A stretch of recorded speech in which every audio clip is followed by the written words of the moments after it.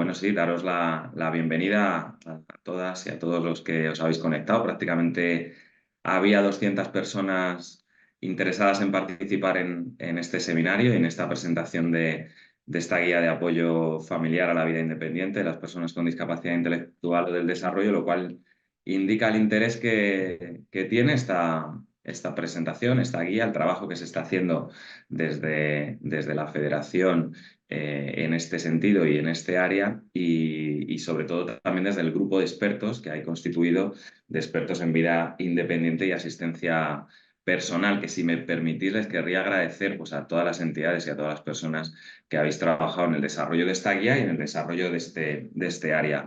Y rápidamente sí que me gustaría nombrar a aquellas entidades que habéis estado involucradas intensamente en el trabajo, pues, entidades como son Asperger Madrid, como es Adisli, como es Afandice, como es Aleftea, la Fundación Inclusión y Apoyo, APROCOR, la Fundación Ángel Rivier, Afanias, Fundación Apascovi, APAMA, AMI3, la Fundación Esfera, la Fundación Gil Gallarre, Avante 3 y APADIS. Y, por supuesto, a Plena Inclusión Madrid, a José Jiménez, que luego le daré paso y os vuelve a compartir, pero todo el trabajo que se ha hecho desde todo el equipo de la Federación. Un trabajo que viene de lejos y que intenta poner en común o partiendo de las reivindicaciones de las personas con discapacidad intelectual o del desarrollo que han ido haciendo a lo largo del tiempo en diferentes momentos, vincularlo con todo el trabajo técnico, con todo el trabajo especializado y con este grupo de expertos para que aquellas reivindicaciones que tenían las personas y que tienen las personas, poder ponerlas en marcha. Y ha dado resultados en diferentes momentos y resultados que están cambiando la manera de entender la atención, el apoyo y el trabajo con las personas con discapacidad intelectual y también la manera en la que se están reorientando los nuevos servicios de apoyo a las personas con discapacidad. Hace ya algún tiempo, desde este área de trabajo que os digo y desde la reivindicación de las propias personas con discapacidad, a través del comité de representantes y también a través de alguno de ellos en concreto, se hizo una petición al Ayuntamiento de Madrid para que se pusiera en marcha la primera oficina de vida independiente de la ciudad, del Ayuntamiento de Madrid. Eso contó a través de los presupuestos participativos con un apoyo masivo por parte de la ciudadanía y de todos aquellos que forman parte del movimiento asociativo, que participamos en aquella movilización y en aquella iniciativa, y eso dio como resultado que se pusiera en marcha una primera oficina de vida independiente de las personas con discapacidad intelectual o del desarrollo en el Ayuntamiento de Madrid, que está funcionando. Y posteriormente, lo que se demandó y lo que se puso en marcha ha sido la primera oficina de vida independiente también para las personas con discapacidad intelectual en la Comunidad de Madrid. Había una que ha estado funcionando desde hace ya bastantes años orientada a la discapacidad física. Parecía que la vida independiente, que las oficinas de vida independiente tenían que estar orientadas a un apoyo desde un punto de vista más de personas que tuvieran una discapacidad física, pero eso se ha conseguido cambiar y por fin tenemos una primera oficina de vida independiente de la Comunidad de Madrid en este caso con un grupo de 14 entidades que están desarrollando un trabajo importante para poner en marcha un modelo de trabajo que vincule y que diferentes ayuntamientos de la comunidad autónoma puedan tener esa oficina de vida independiente, implementarla en cada uno de estos municipios, pero con un modelo de trabajo común y con una manera común y compartida de entender el trabajo hacia la vida independiente. También se ha hecho un trabajo muy potente y muy importante orientado al desarrollo de la figura del asistente personal. Esto empezó en el 2018 y bueno, parece ser que ya por fin se va a regular esta figura y se va a poder avanzar en ella y en la implementación de la misma. Y me gustaría, pues, con todo ese trabajo, dar las gracias a todos aquellos, una vez más, que habéis estado empujando en esa dirección. Y hoy, pues, la presentación de esta guía, ¿no? Esta guía que presentamos hoy, que es una guía que, bueno, ahora vais a ir viendo los diferentes parámetros con los que se ha puesto en marcha, pero sobre todo me gustaría deciros que tiene dos líneas de trabajo fundamental. Una, detectar las barreras que hay para la autodeterminación. Es muy importante que desde pues, las familias y todos aquellos que trabajamos para intentar fomentar la autonomía de las personas sepamos cuáles son las barreras a las que nos podemos encontrar, y una segunda parte orientada a dar herramientas clave para acompañar en esos procesos de vida independiente. Eh, con ese espíritu se ha realizado esta guía, y esperamos que las familias, que sois los impulsores de la autonomía de vuestros hijos, pues podáis tener un espacio más de reflexión, de encontrar respuestas, bueno, de repensar determinados procesos, y sobre todo que sea una ayuda para vosotros en animar a vuestros hijos y a vuestros familiares a poder iniciar procesos de este tipo. Es una guía que se ha hecho con el apoyo de la Consejería de Familias, Juventud y Asuntos Sociales de la Comunidad de Madrid, a los que también agradecemos ese apoyo, y que, bueno, esperamos que os sea lo más útil posible, y esperamos también seguir, y animo también al grupo de trabajo de expertos que está trabajando intensamente en este área, a que sigamos generando herramientas, sigamos generando dinámicas de cambio que al final lo que redundan es en transformar la vida de las personas. Muchas gracias a todos, y José, especialmente también a ti, que sé que has liderado este grupo y este trabajo, y también la puesta en marcha de la Oficina de Vida Independiente, y directamente pues te doy paso, si te parece.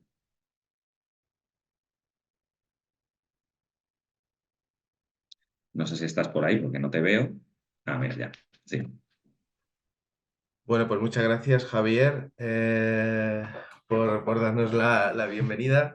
Vamos a empezar ahora con la presentación de esta guía. Os voy a compartir pantalla a ver si podemos ver una pequeña presentación que hemos hecho para acompañar las presentaciones de las compañeras.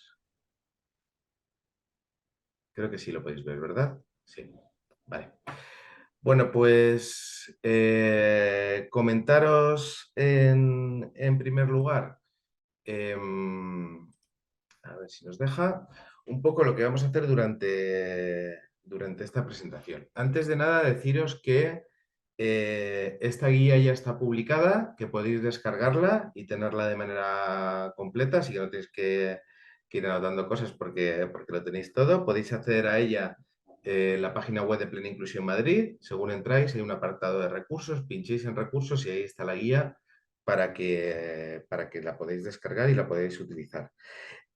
Para nosotros, para el grupo de expertos en vida independiente y asistencia personal,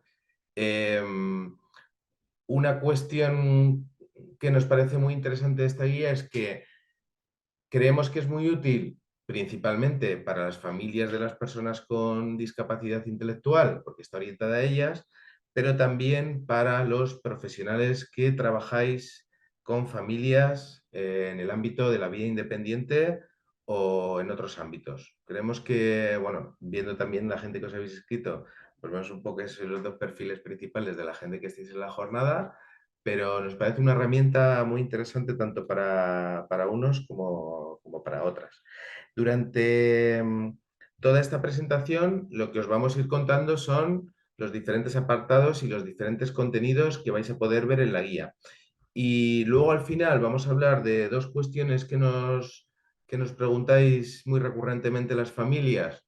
Una es de qué prestaciones hay para acceder para que vuestros hijos puedan acceder o disponer de algunos recursos para invertir en su vida independiente. Vamos a hablar de las prestaciones que existen en el momento actual y también de los servicios y de los programas que gestionan estas prestaciones y que pueden ofrecer apoyos a vuestros hijos y a vuestras hijas o a vuestros familiares para tener una vida más independiente, ¿vale? Pero vamos a ir repasando un poco los contenidos de esta guía.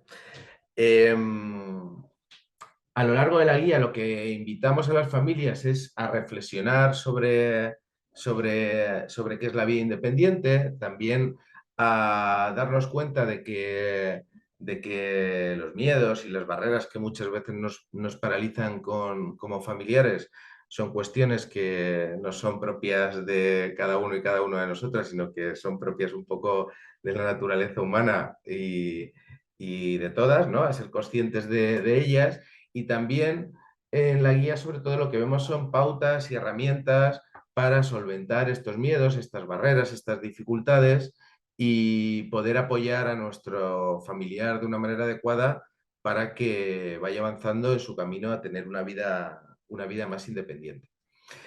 Primero de nada, creemos que es interesante aclarar qué es la vida independiente, ¿no? Un poco como definimos la vida independiente es como el modo de vida en el que la persona tiene los recursos suficientes o los apoyos suficientes, tiene los medios para tomar decisiones que le permitan ejercer el control sobre sus vidas. Y estas decisiones pueden ir desde lo más pequeño, las cuestiones de las decisiones sobre qué me quiero poner o cómo me quiero vestir cuando salgo de mi casa por la mañana, a cuestiones más complejas como dónde quiero vivir y con quién me gustaría vivir. Es importante también aclarar que la vida independiente no significa vivir solo o vivir o independizarme, ¿no? La vida independiente hace referencia a todos los ámbitos de la vida en los que la persona decide para tener una vida más independiente. Una persona puede tener una vida independiente viviendo en casa con sus padres o viviendo en un recurso específico, ¿vale? Porque la vida independiente no solo se referencia al aspecto de la vivienda, que es un aspecto importante, pero no es el único, ¿no? El único en el que nos tenemos que centrar.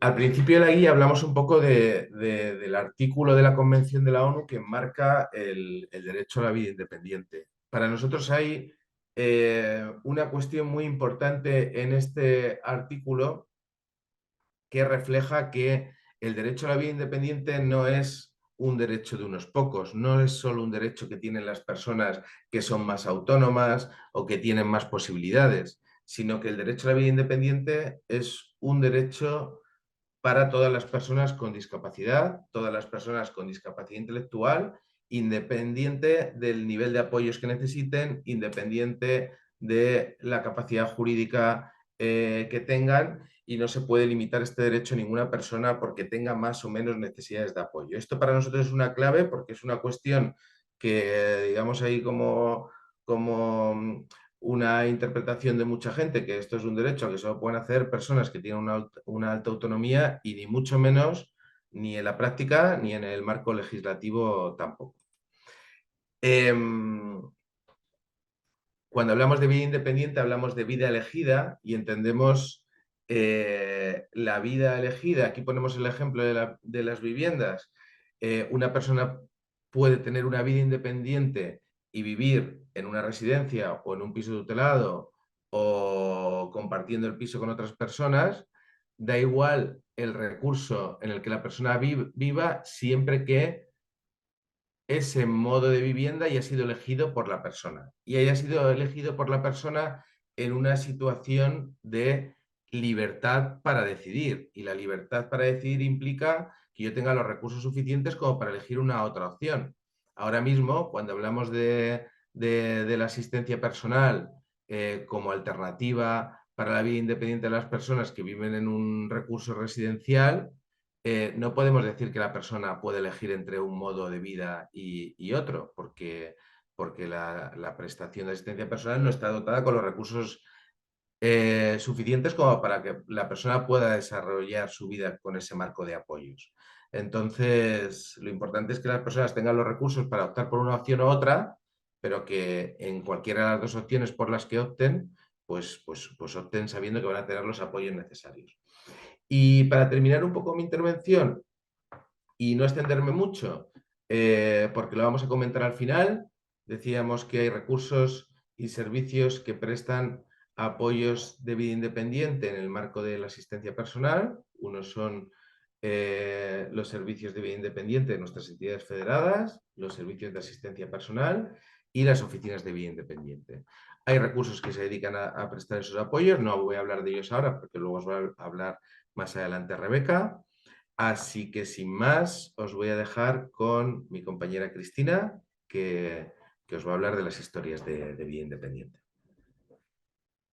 Hola, buenas. Pues para profundizar el concepto de vida independiente, En su aplicación cotidiana vamos a relatar 3 historias de ejemplo de historia de vida independiente desde la toma de decisiones. La primera historia es Pestañear y decidir, que en esta historia es de una persona con grandes necesidades de apoyo que decide situaciones de su vida diaria pestañeando. Gracias a las personas de su círculo de apoyo, se llegó a la conclusión de que para esta persona un pestañeo significaba un sí y 2 pestañeos significaban no. De esta manera, decide sobre muchos aspectos y genera un efecto enorme y positivo en su vida, ya que participa de manera activa en la toma de decisiones de su día a día. La siguiente historia se titula Mis preferencias son las mismas, aunque mi vida cambie.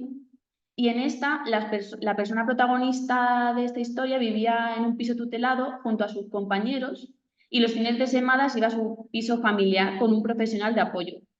Su vida cambió al fallecer sus padres, pero no cambiaron sus preferencias. Quiso permanecer en el piso familiar y después los fines de semana irse a su piso familiar, aunque ya no estuvieran sus padres, pero sí su persona de apoyo. Entre semana quería seguir compartiendo su vida en el piso tutelado junto a sus compañeros con los que había creado un vínculo y había compartido muchas cosas con ellos, y esta persona pudo decidir su rumbo. Perder a sus padres fue obviamente muy doloroso y marcó un punto de inflexión, pero no por ello tuvo que dejar de decidir sobre su vida y su futuro. Y esto también es vida independiente. Y por último, la última historia es Me cambia la vida y decido por mí mismo. Esta historia es de una persona que se queda huérfana a los 40 años, sin círculo de apoyo sano, puesto que su familia que le quedaba no contribuía en su bienestar y no quería seguir con ellos. Y desde la entidad de la que participaba se le aportó entrenar en su vida independiente, haciendo hincapié en la autodeterminación, la escucha activa y en herramientas útiles para facilitar el día a día, ya que hasta entonces, y según él mismo comenta, había vivido en una burbuja de sobreprotección. 2 años después toma la decisión de salir del proyecto de entrenamiento de vida independiente, pues desea tener una vida propia. Pese a la barrera que suponía su miedo al sufrimiento, los profesionales le apoyan su decisión, pues es preciso dar soporte a las personas para que puedan equivocarse y aprender. Actualmente vive en su piso elegido con apoyo profesional para determinadas áreas de su vida. Esta persona ha ganado autodeterminación, en autoestima y sobre todo en vida independiente. Y ahora voy a dejar con mi compañera Seila de Afanias. Hola, buenos días. Yo os voy a hablar sobre las barreras de autodeterminación, el que me paraliza. Las barreras son elementos que nos entorpecen e impiden que sigamos adelante con el rumbo elegido. La autodeterminación es esencial en la vida de todas las personas. Consiste en tomar decisiones que permitan controlar tu vida en la mayor medida de lo posible. Es diferente para cada persona, pues se basa en necesidades, intereses, valores, potencialidades y los apoyos que recibe. A veces no entendemos por qué queremos proteger, incluso en exceso, a nuestros hijos, hermanos, familiares. En la mayoría de los casos la explicación viene de las emociones y generalmente aparece el miedo. Por ello es importante hacer una labor de introspección, mirarnos hacia adentro y preguntarnos algunas cosas para comprender el porqué de nuestras conductas. El objetivo es encontrar respuestas para que el obstáculo se convierta en camino. Es decir, ver el miedo como algo que nos alerta ante algo que es necesario cambiar, tanto de la persona como en su entorno. Se trata pues de darle la vuelta al pánico, al vértigo que nos puede dar como familiares, acompañar al familiar hacia la vida independiente. Al hablar con las personas con discapacidad intelectual, la mayoría expresa su deseo de ser independiente, pero en ocasiones lo manifiestan como si estuvieran rebelando, como si se estuvieran rebelando contra las familias. Pues eso, ejemplos, que no se entere mi madre. Algunas personas han adoptado un discurso heredado, como tengo discapacidad no puedo hacer ciertas cosas. Sin embargo, el discurso creemos que tiene que cambiar te conviertes en aquello a lo que a lo que le das atención. El miedo, ¿cuándo nos paraliza? El miedo es una de las emociones básicas, aparece cuando nuestra vida está en peligro o para protegernos de ciertas situaciones. La función del miedo es esencial para nuestra supervivencia. Funciona cuando nos alerta de los posibles peligros que puedan suceder, pero lo deja de hacer cuando alerta de peligros que no son tan reales, generando malestar o conductas que no ayudan a generar aprendizajes.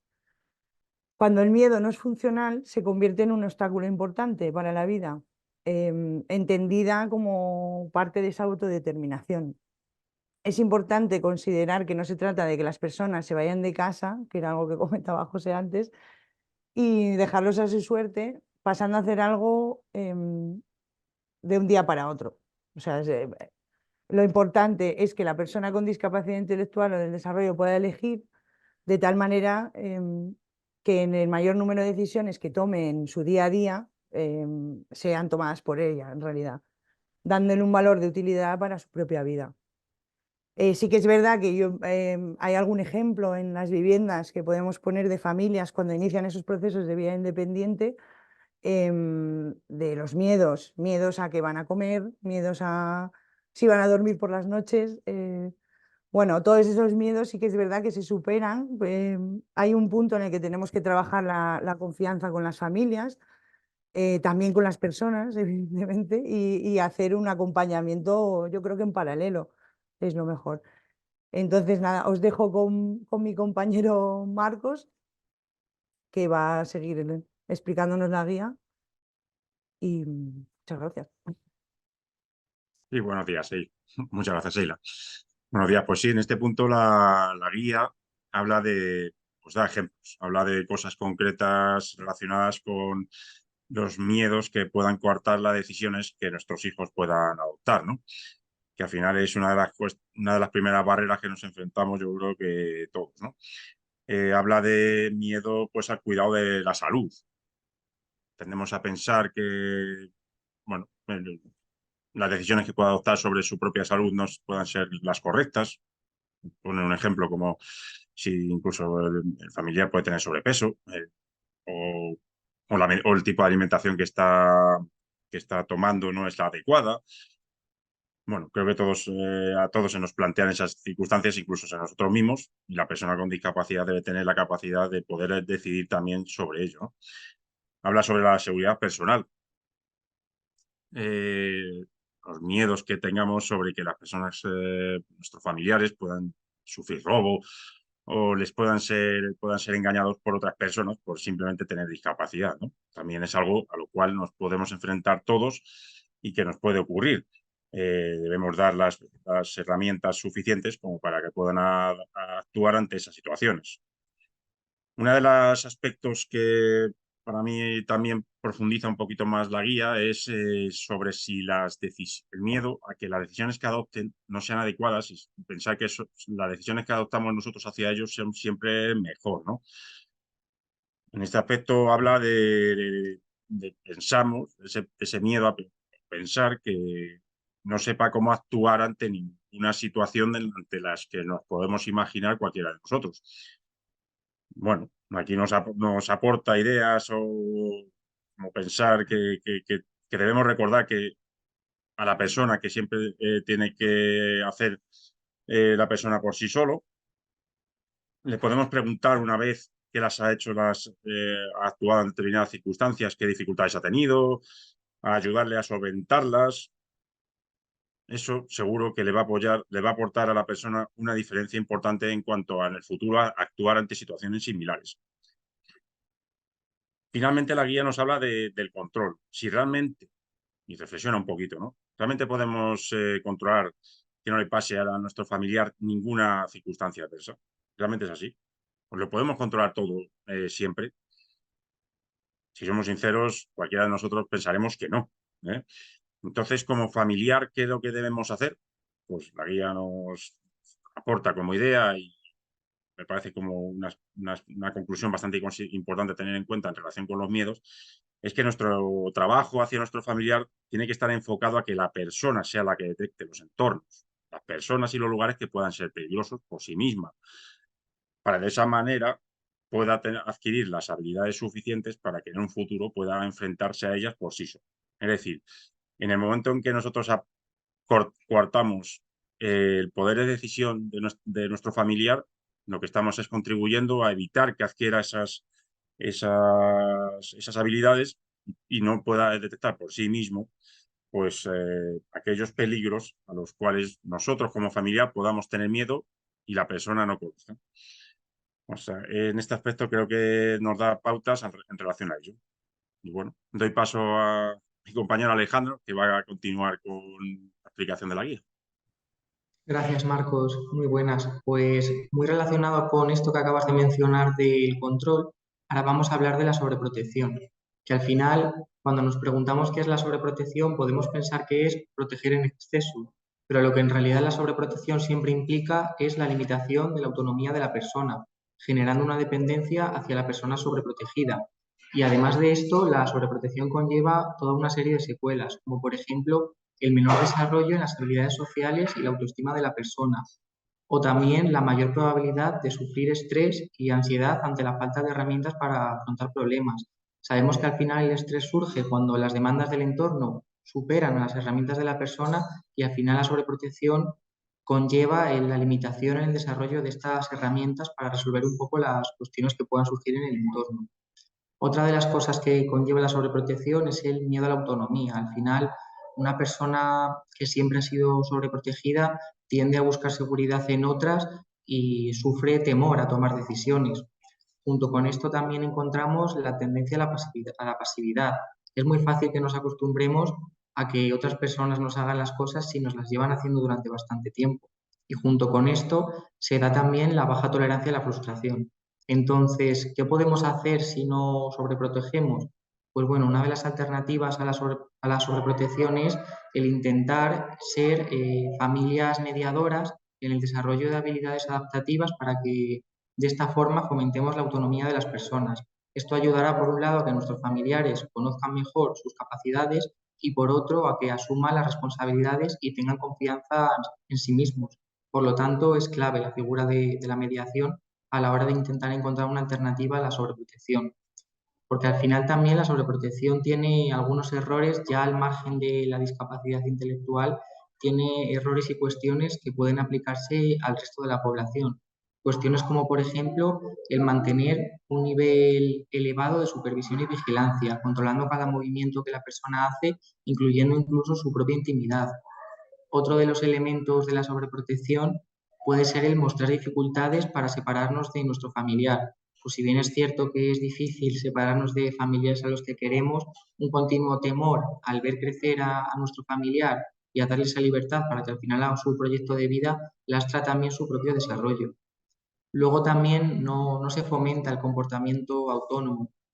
Hay una tendencia desde la sobreprotección a pensar que si una vez mi familiar ha fallado, pues siempre va a fallar, ¿no? Si a lo mejor le digo a mi familiar que si puede ir a hacer una compra al supermercado y no lo consigue o se traba o no es capaz, el pensar que nunca va a ser capaz, cuando en realidad reflexionando, cualquier persona que estamos aquí, la primera vez que hicimos algo, pues seguramente teníamos nuestras dudas o nuestras dificultades, ¿no? Al final, todas las personas tenemos derecho a aprender de nuestros errores.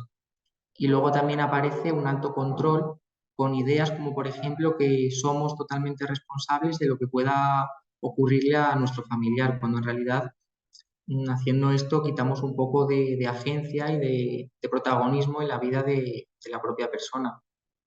En síntesis, también otra cosa que puede conllevar la sobreprotección es que si hay un conflicto o si vemos que nuestro familiar tiene un conflicto en el trabajo, en el colegio o en cualquiera de sus entornos, el intentar resolverlo directamente como familia en vez de favorecer la oportunidad para que nuestro familiar lo pueda resolver pues, por sí mismo o por sí mismo.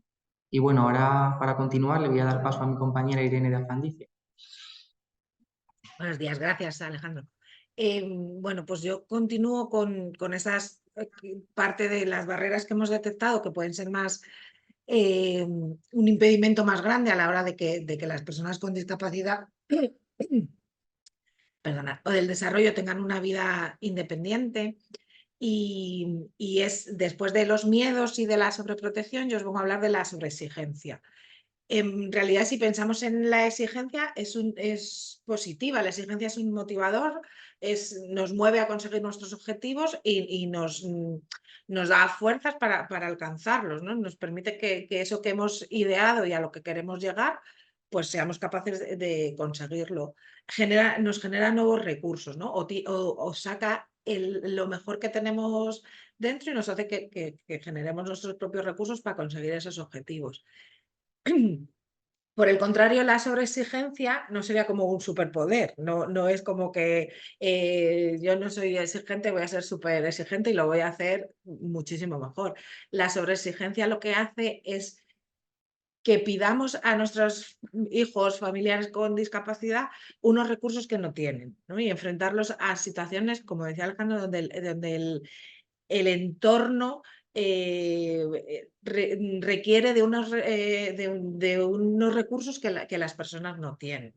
Quiero decir, es un ejemplo que podemos tener todos cerca. Es fácil que muchos de vuestros hijos familiares sean capaces de prepararse el desayuno. Ahora, si para desayunar quiero un desayuno inglés con huevos fritos, no sé qué, hay que cocer el arroz, hay que prever que tengo que comprar todo eso, probablemente le estamos pidiendo una cosa que no tiene recursos en ese momento, que quizá los pueda alcanzar o que quizá no. También tenemos que conocer a las personas con las que vivimos, con las que, bueno, en nuestro caso con las que trabajamos,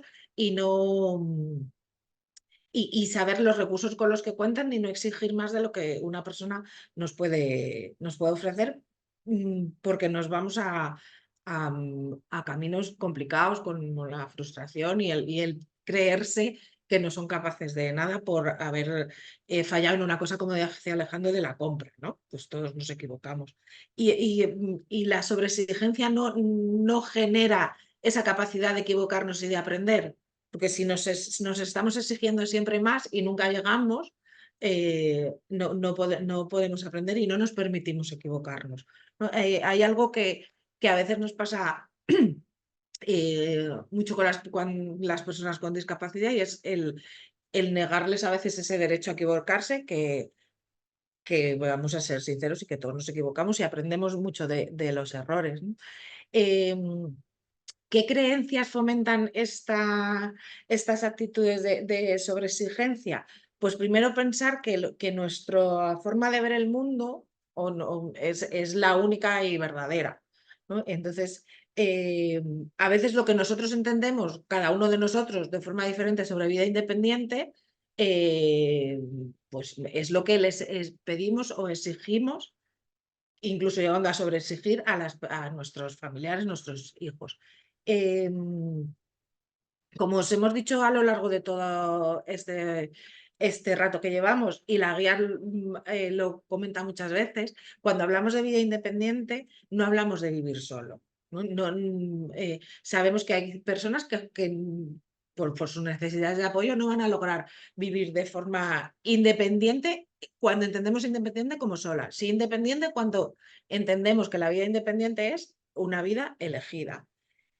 Entonces, pues estas cosas hay que tenerlas en cuenta. Y esas actitudes, como antes también decía Marcos, que nos llevan un poco a esa sobreexigencia o estas creencias, es el pensar que no pueden llevar una dieta equilibrada, o que, bueno, es muy probable que todos, cuando nos hemos ido de casa, y si nos hemos ido de casa de nuestro núcleo familiar cuando éramos estudiantes, pues esas dietas que hemos llevado no eran las más saludables del mundo. ¿Qué nos puede frenar también? El que no vayan a ser capaces de, o pensar que no son capaces de llevar todos los papeles que conlleva un contrato de trabajo, el alquiler de una casa. Disculpa. Lo repetimos otra vez y lo repetiremos 100 veces. Tener una vida independiente no es hacerlo todo, cada una de las obligaciones de nuestra vida, solos. Y todo es contar con los apoyos que necesitamos. Disculpad.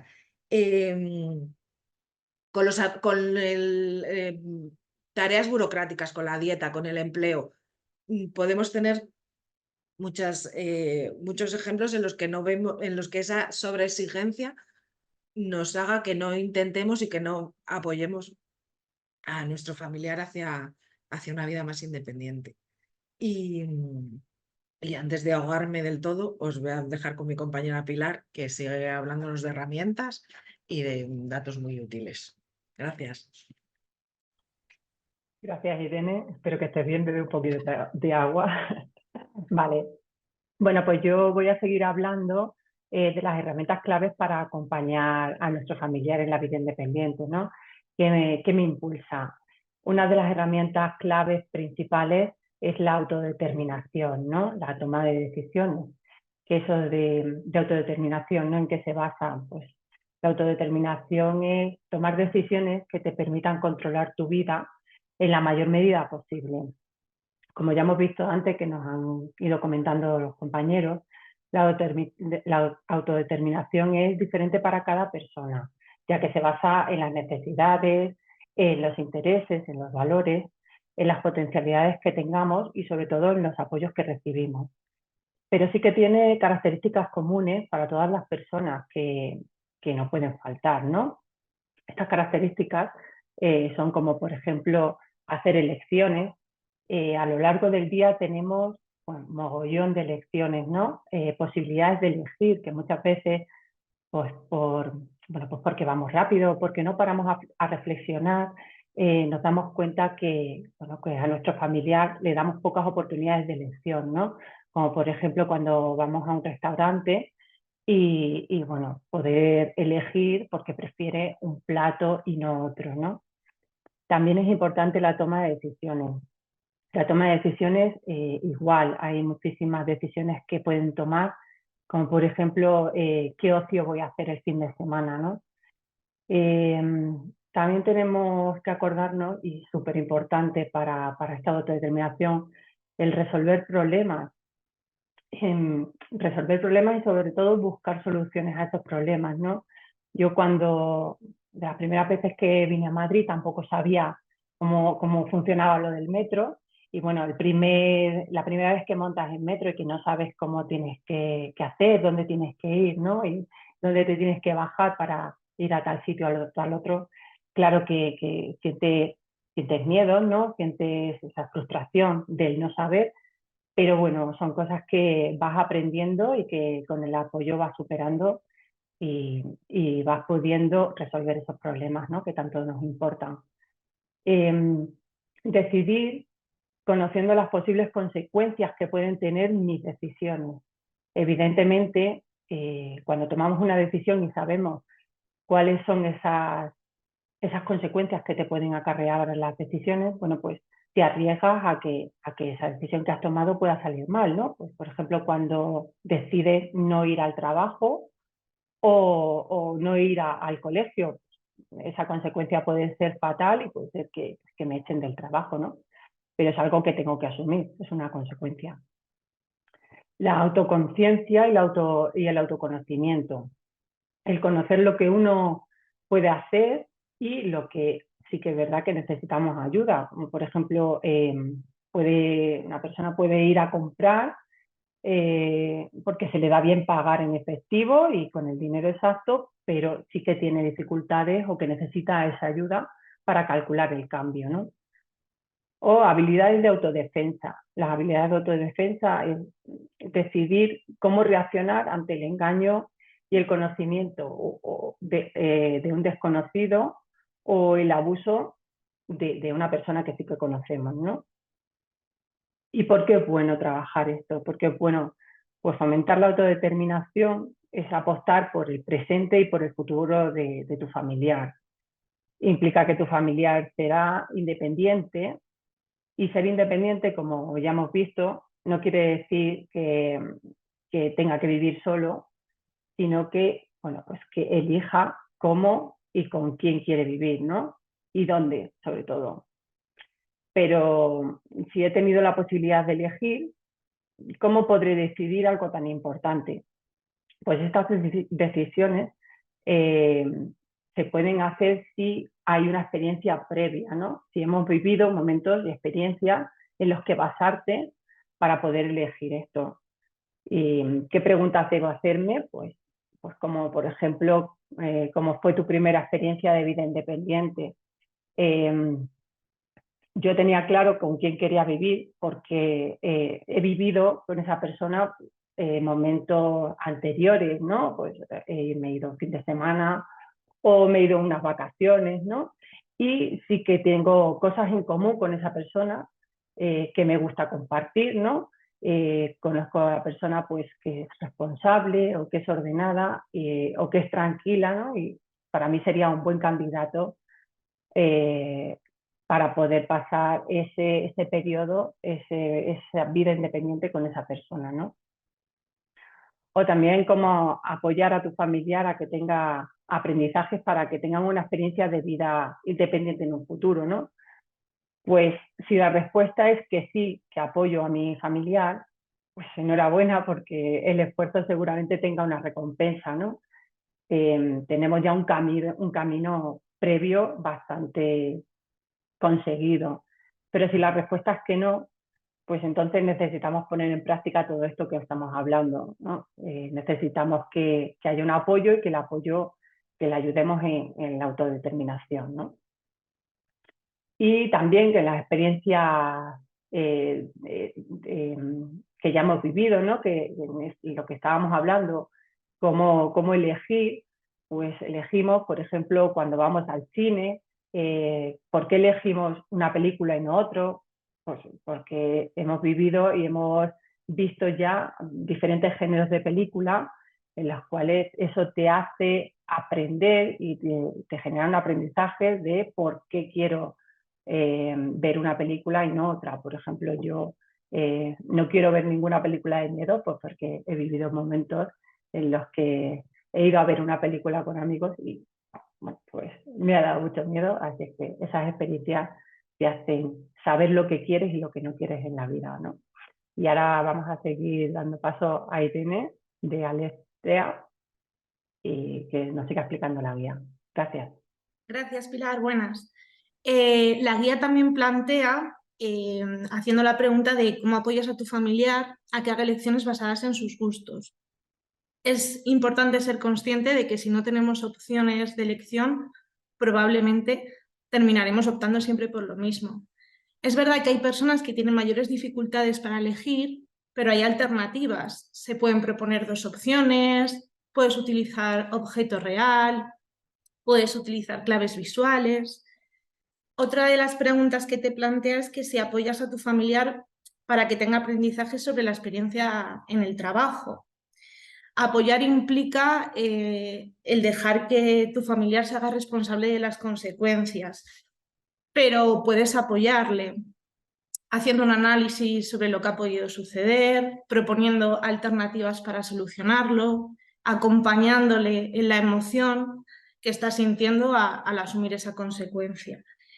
Por otro lado, la guía plantea una reflexión de cómo apoyar a tu familiar en el día a día y para ello te invita a pensar sobre todos los contextos en los que se pueden dar oportunidades para participar en la autodeterminación y te hace como unas 5 preguntas para guiarte sobre esa reflexión. La primera de ellas es dónde puedes hacer elecciones y dónde puedes tomar decisiones. La verdad es que todos en nuestro día a día, desde que nos levantamos hasta que nos acostamos, tomamos decisiones. ¿Qué me voy a poner? ¿Qué voy a desayunar? Si mientras me ducho quiero escuchar o no escuchar música. Otra de las preguntas es ¿dónde puedo asumir consecuencias? Todas las personas aprendemos porque hemos tenido la oportunidad de fallar y aprender de ese aprendizaje. Como familiares podemos apoyar a la persona pues a la hora de tomar una decisión, ayudándola a hacer un balance entre pros y contras, buscando alternativas. Otra de las preguntas que te ayudan en la reflexión es cómo fomentar la autoconciencia y el autoconocimiento. Es verdad que en este aspecto es importante que se trabaje desde un ámbito profesional, pero como familiares podemos hacer preguntas y ayudar. ¿Cómo eres? ¿Qué cosas te gustan? ¿Qué cosas no te gustan? ¿Qué cosas se te dan bien? ¿En qué cosas tienes mayor dificultad? Otra de las preguntas que te plantea la guía para ayudarte en esta reflexión es dónde puedes resolver los problemas. Es verdad que hay problemas más sencillos y problemas más complejos. Sería importante empezar con problemas muy sencillos, cotidianos, del día a día. Por ejemplo, se me cae una taza, ¿qué hacemos? Pierdo el abonometro, ¿cómo podemos solucionar esto? Necesitamos pan para comer, no hay, ¿qué hacemos? Y la última pregunta que te ayuda a la reflexión es ¿cómo puedo practicar la autodefensa? Y la guía te propone dar consejos y alternativas a tu familiar para que reaccione ante situaciones en las que puede ser especialmente vulnerable. Pues, por ejemplo, ha discutido con un compañero y en vez de, como familiar, asumir ese conflicto, ¿no? y tomar el control de ello, pues propone como, pues me siento antes con mi familiar y reflexionamos sobre qué alternativas, cómo puedo enfrentar yo la conversación con mi compañero, cómo me puede responder, qué puedo yo responder a su respuesta, preparar como anteriormente la conversación. Y bueno, aquí cerramos esta parte y doy paso a mi compañera Alba, que va a hablar sobre el apoyo activo. Bueno, no soy Alba, soy Lucía porque Alba tuvo un problemita hoy, entonces les cuento. La parte de apoyo activo que viene en la guía es como una herramienta más que tenemos para la inclusión. El apoyo activo en realidad es una forma, un modelo de apoyos que está centrado en la persona. Cuando hablamos de centrado en la persona, esto es muy importante porque cada persona es única, no hay generalidades, lo que necesita uno o lo que le hace bien a uno puede ser distinta para las otras personas, ¿no? Entonces, este modelo de apoyo centrado en la persona está directamente relacionado con favorecer la inclusión a partir de la participación de las personas con discapacidad intelectual o del desarrollo, teniendo en cuenta sus intereses y necesidades. Y vemos que participar no es estar, ¿no? Van a ver en la guía que dice apoyo activo, estar, ser y participar.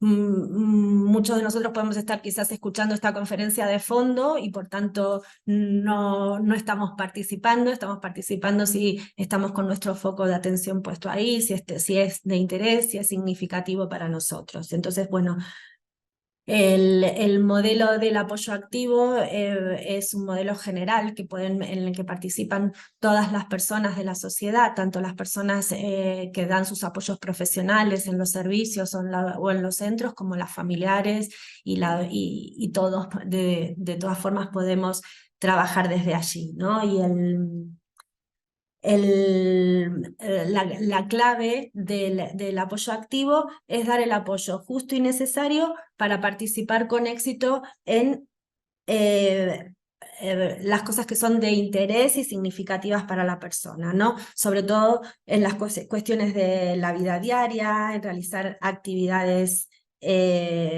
socialmente valoradas también, es decir, apoyar a que eso se pueda realizar, mantener sus relaciones significativas y, como estamos hablando en todo momento, también tomar decisiones. Entonces, el apoyo activo es ofrecer oportunidades a la persona, enriquecer, ¿sí? El ámbito donde está para que pueda participar, y el apoyo activo puede ser para todas las personas, pero especialmente está pensado y diseñado para las personas con grandes necesidades de apoyo, ¿sí? Y tiene una metodología, ¿no? La metodología es pensar un poquito, primero, la observación del día a día de la persona, ¿no? Ver, porque si vemos en las personas con grandes necesidades de apoyo, muchos de los tiempos de esas personas están en esperar recibir los apoyos, ¿no? Y entonces, bueno, es ir viendo cómo desde la observación y desde una planificación única centrada en esa persona, ir viendo qué actividades y cómo desglosamos las distintas actividades para que la persona tenga los apoyos en los pasos en los que necesita, y hay distintos tipos de apoyos que podemos dar en el apoyo activo, ¿no? Podemos incitar con preguntas, podemos señalar, podemos mostrar, incluso guiar partes de los pasos de la actividad que queremos realizar con la persona. Y muy importante en todo esto, entonces, es permitir que la persona, por ejemplo, no puede hacer toda una comida, como decimos, como hablábamos antes, pero podemos ver qué pasos y en qué partes de esa conducta, de esa acción, la persona puede tener los apoyos. Entonces, y una cosa muy importante también en el apoyo activo es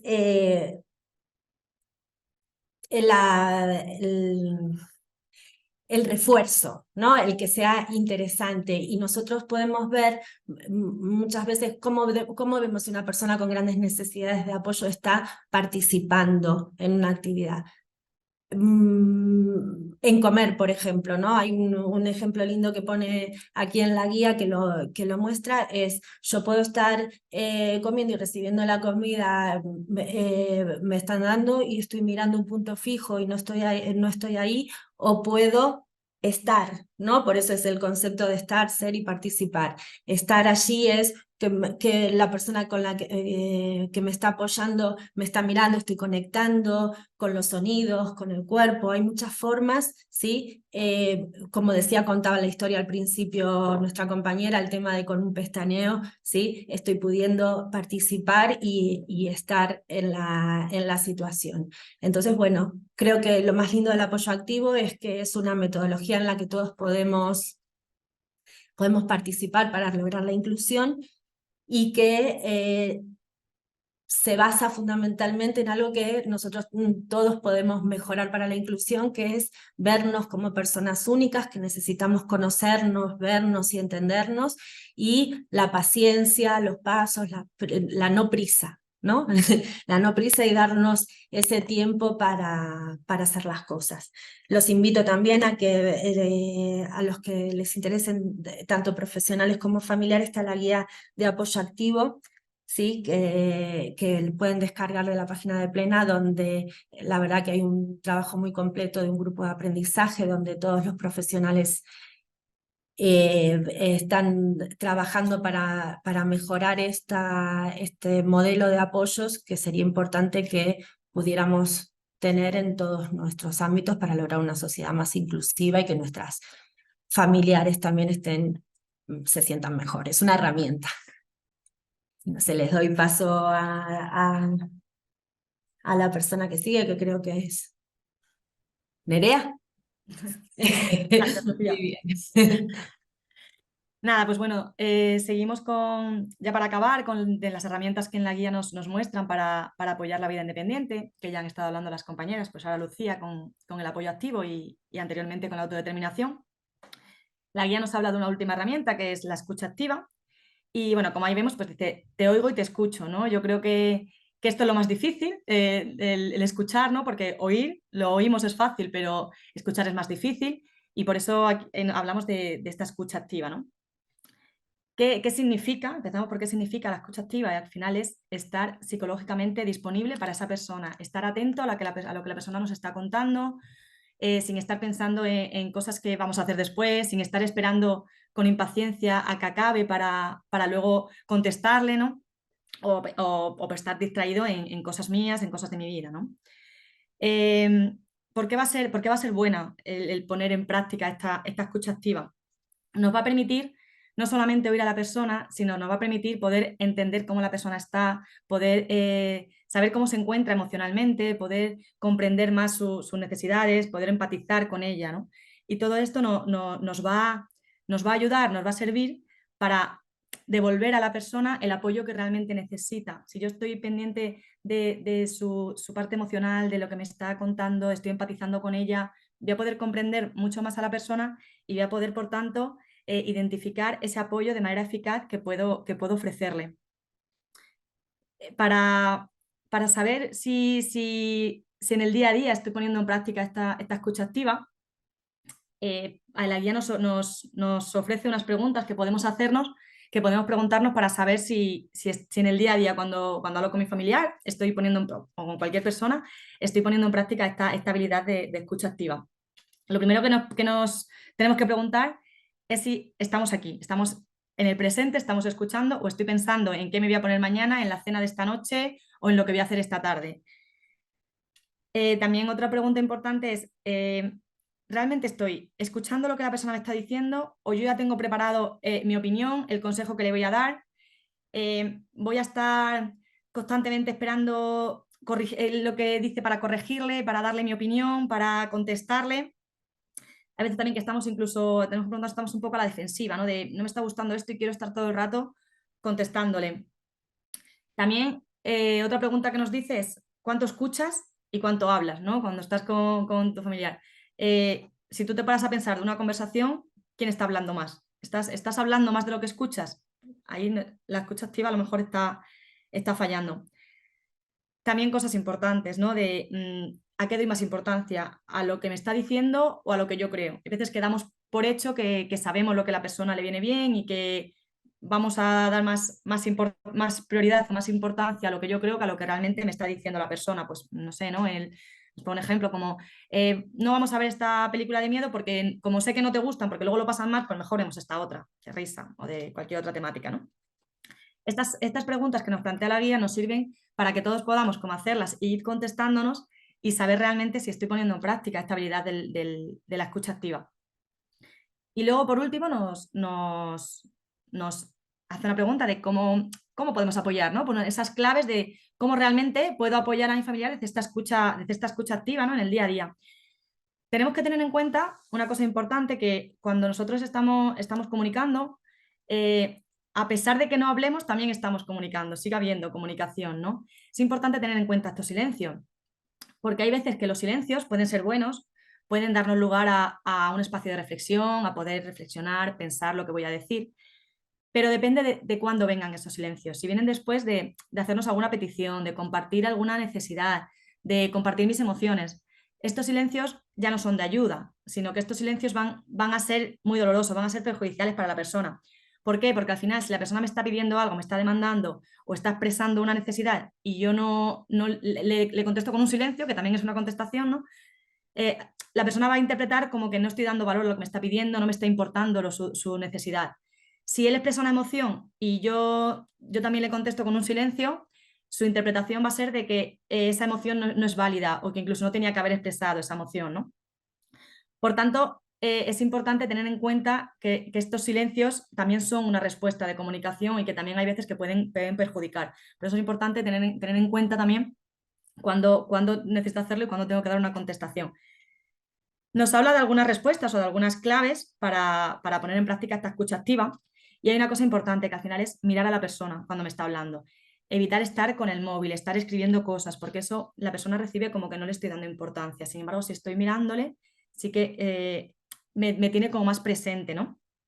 Una cosa que también siempre viene bien, ¿no? Cuando estamos hablando con alguien, es esos gestos, ¿no? Que nos asientan, porque quiere decir que está disponible para mí, incluso que metamos alguna palabra, ¿no? Pues te estoy entendiendo, sí, claro, contestar con pequeñas cosas para ver que la persona te está escuchando, ¿no? Que podamos sentir ese feedback. A veces también viene bien, pues, como hacer un resumen. Una vez que la persona acaba de hablar, le dejo hablar y al finalizar, pues, hago como un resumen de lo que me está contando. Vale, lo que me quieres decir entonces es que te has sentido así o ha pasado esto, ¿no? Como hacer un resumen de lo que la persona me ha contado. También otra clave puede ser hacer algunas preguntas de algunas cosas que no hemos entendido, ¿no?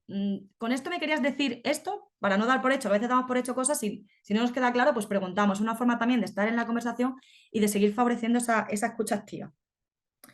Y bueno, pues una cosa muy importante siempre es el validar las emociones, ¿no? Cuando hay una emoción, el poder validar a la persona de entiendo que lo pasará muy mal, quizás fue una situación muy dura para ti, o qué bien que pudiste disfrutar de eso, ¿no? Entonces, bueno, estas son algunas de las claves que podemos encontrar en la guía de apoyo activo.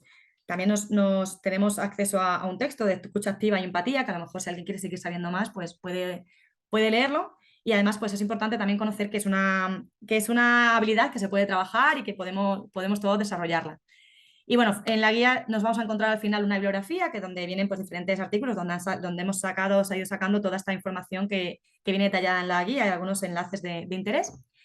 Y nada, con esto hemos terminado la presentación de la guía y ahora ya nuestra compañera Rebeca nos va a hablar de las diferentes prestaciones que hay para la vida independiente y los servicios que la gestionan. Hola, ¿qué tal? Pues bueno, un poco después de escuchar a todas las compañeras, ¿no? Seguramente que nos preguntaremos que aparte de nosotras como familias, qué servicios, ¿no? O qué ayudas puedo tener para que mi familiar pueda vivir de esta forma independiente, ¿no? Desde la decisión del día a día, ¿no? Entonces yo voy a explicar un poquito las prestaciones a través de dependencia que existen para poder tener estos servicios y los servicios que existen en las entidades, ¿vale? Aquí tenemos una diapositiva porque es verdad que es un poco lioso, entonces para que podamos seguir la explicación nos vamos a guiar de esta diapositiva. Entonces, tenemos varias prestaciones para poder tener apoyos que apoyen a nuestros familiares a tener una vida más independiente. Una de ellas es la primera que viene aquí, que en la flechita verde pone promoción de la autonomía personal, ¿vale? Que es a través de una prestación económica vinculada al servicio, que normalmente lo hemos conocido como cheque servicio. Imagino que por cheque servicio sí que la identificáis. Entonces, para poder tener a través de esta prestación económica vinculada al servicio apoyos para que mi familiar tenga la vida lo más independiente posible y pueda hacer las cosas que él o ella decida, podemos pedir promoción de la autonomía personal. ¿Vale? Y entonces aquí a la izquierda, en la primera tabla, tenemos que según el grado de dependencia que tenga mi familiar, tenemos una prestación económica u otra. Hay un mínimo y un máximo. Depende un poco de la renta de la unidad familiar, pues va a variar, pero dentro de estas tablas, ¿vale? Entonces, esta prestación es compatible con otros servicios de atención diurna, como son los centros de día, el centro ocupacional, un servicio de ayuda a domicilio, ¿vale? Entonces, si mi familiar está en un centro de día o en un centro ocupacional para que tenga apoyos fuera de ahí y que por las tardes pueda hacer las cosas que a él le apetece y le gusta hacer, tendríamos que pedir la prestación económica vinculada al servicio para un servicio de promoción de autonomía personal, ¿vale? Luego bajamos abajo a la siguiente, que es si mi familiar no está en un centro de día ni en un centro ocupacional, puede pedir la prestación de asistencia personal, que la prestación de asistencia personal, como vemos en la tabla de la izquierda de abajo, tiene unas cuantías más grandes, ¿no? El grado 2 de dependencia y el grado 3 se igualan y como dependencia entiende que no tiene otro servicio como es un centro ocupacional o un centro de día, pues considera que necesita tener una prestación un poco más alta para poder financiarse esos servicios. Entonces, si mi familiar no está en estos centros por la mañana, pues puede pedir la prestación de asistencia personal, que solo es compatible con la teleasistencia. Entonces, pues hay que ver en qué caso está mi familiar para ver qué prestación puedo pedir. La prestación que hablábamos antes de promoción de la autonomía personal no se ha conocido hasta hace relativamente poco que era compatible con centros de día y centros ocupacionales. Entonces, ahora es verdad que está habiendo un aumento de demandas y es importante tener en cuenta que pedir esto no es compatible con estar en lista de espera de residencia, aunque es verdad que no sabemos muy bien qué está pasando porque ahora que las personas, como es más conocido, lo están solicitando, hay casos en los que siguen en lista de espera, hay casos en los que les han echado de la lista de espera de residencia, entonces todavía estamos un poco viendo cómo funciona realmente porque al ser nuevo y empezar estas demandas, pues está viendo como incongruencias, ¿no? Entonces estamos ahí en ello, pero es importante tenerlo en cuenta, sobre todo si a lo mejor mi familiar sabemos que va a ir a un servicio residencial, ¿no? Porque también hay que pensar si realmente es lo que queremos, una residencia para mi familiar, lo que quiere la persona, ¿no? Sobre todo, y ver, porque a lo mejor si estamos muy abajo en la lista de espera, pues no pasa nada y es beneficioso pedir la promoción de la autonomía personal para que pueda tener esos apoyos por las tardes cuando no esté en el centro de día o en el COFOIL. Y si a lo mejor sé que mi hijo, mi hija o mi familiar quiere o necesita ir a una residencia y está alta, en una posición alta en la lista de espera, pues bueno, quizá haya que pensarlo, ¿no? Luego también así como cosas a tener en cuenta, si no estuviese ni en centro de día ni en centro ocupacional y quisiésemos pedir la prestación de asistencia personal, que solo es compatible con la teleasistencia, hay que tener en cuenta que si tiene el complemento de necesidad, mi familiar tiene el complemento de necesidad de tercera persona o de gran invalidez o de hijo a cargo, se reduce esa cuantía, ¿vale? Entonces, si yo, por ejemplo, mi familiar tiene un grado 3, tendría una prestación de entre 747 o 448 euros, dependiendo de los ingresos de la unidad familiar. Pero si tiene alguno de estos complementos, se le reduciría, pero mínimo os tienen que dar lo que es el grado 1, que son 315,50 euros, ¿vale?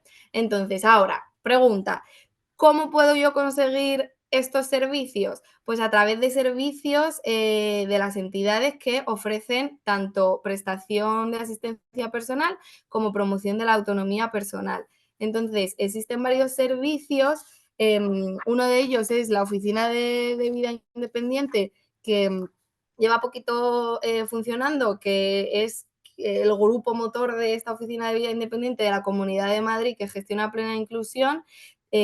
Trabaja en red con 15 entidades, ¿no? Que estas 15 entidades, que son las que vemos aquí en este gráfico, sí que tienen tanto servicio de promoción de la autonomía personal como servicio de asistencia personal. Entonces, si yo quiero solicitar para mi familiar, porque mi familiar quiere estos apoyos, alguna de estas dos prestaciones, puedo acudir a cualquiera de estas entidades que sé que van a poder darme este servicio, ¿no? También incluida la Oficina de Vida Independiente. Luego, tanto en la página web de Plena Inclusión, porque esta información no viene en la guía, pero en la página web de Plena Inclusión y en la guía práctica sobre dependencia de la Comunidad de Madrid, viene todas las como todas las dudas, ¿no? Se resuelven, el procedimiento, qué tengo que adjuntar, dónde tengo que ir, cómo tengo que hacerlo. Y aquí pues viene una tabla de las entidades que forman parte de la Oficina de Vida Independiente de Plena Inclusión, que podemos ver que tanto de manera privada como de apoyos a través de la prestación de asistencia personal o de promoción de la autonomía vinculada al servicio, vienen las que están ya dadas de alta y podemos acudir a ellas para poder tener este servicio. Como no veo a nadie, es un poco extraño, pero no sé si se está entendiendo o si no se está entendiendo, pero bueno, después vamos a poder tener un momento de dudas y preguntas, que aparte de preguntar sobre todo lo que han contado las compañeras, podemos preguntar sobre esto y aclarar más cosas. Y nada, le doy paso a mi compañera de AMI 3, que nos va a seguir contando un poquito las diferencias entre lo que es un asistente personal, lo que no y demás.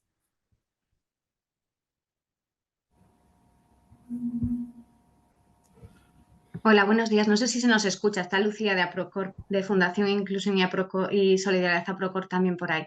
Sí, bien, perfecto. Vale, perfecto. ¿Quieres empezar tú, Lucía? Perfecto. Bueno, pues buenos días y muchas gracias en primer lugar. Y bueno, es verdad que vamos a poder compartir pinceladas, ¿no? De lo que es la figura de la asistencia personal, porque es verdad que es una figura de apoyo que es una figura de apoyo muy interesante y podríamos estar como compartiendo muchas cosas, ¿no? que nos ayude a entenderla, pero vamos a intentar acercaros, ¿no? Lo más esencial de esta figura de apoyo. En primer lugar, para que nos podamos ubicar, es pues, en palabras, ¿no? de Antonio Centeno, del Foro de Vida Independiente. Él define que la vida independiente es el objetivo, ¿no? Entendiendo vida independiente como vida elegida, como venimos diciendo a lo largo de toda la jornada y como está recogido también en la guía que exponemos hoy. Y la asistencia personal es el recurso, ¿no? Es decir, Podemos considerar que la asistencia personal es un apoyo profesional, es un apoyo personalizado y es un recurso muy específico vinculado a este proceso de vida independiente, ¿no? Es decir, este proceso de ir tomando decisiones sobre cómo quiero que sea mi vida, ¿no? Importante que también podamos así tener en cuenta, ¿no? que el asistente personal es una figura de apoyo que puede apoyar en cualquier contexto de la vida de la persona.